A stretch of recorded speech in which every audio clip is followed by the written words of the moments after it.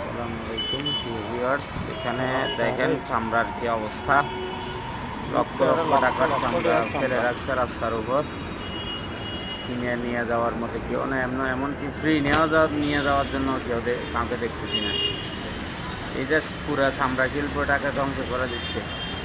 আজকে যদি চামড়া শিল্পটা ধ্বংস হয়ে যায় তাহলে বাংলাদেশের কী অবস্থা হবে বুঝতেছি না। সামনের দিকে চামড়া ব্যবসায়ীদের জন্য আরও প্রতি লক্ষ লক্ষ টাকা চামড়া দিয়ে গ্রাম থেকে বিভিন্ন 200 টাকা 300 টাকা 500 টাকা দিয়ে চামড়া কিনে এনে আজকে নিয়ে গাড়ি ভাড়াটা যে যাতায়াতের ভাড়াটাও মনে হয় কেউ উঠাতে পারেনি।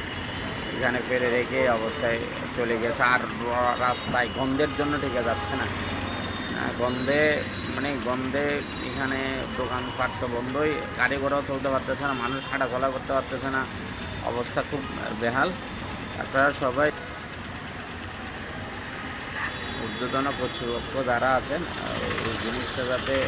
এই জিনিসটার প্রতি নজর দিবেন, যাতে চামড়া শিল্পটা টিকে থাকে, অন্তত ক্ষুদ্র ব্যবসায়ীরা যাতে তাদের ন্যায্য মূল্যটা পায়।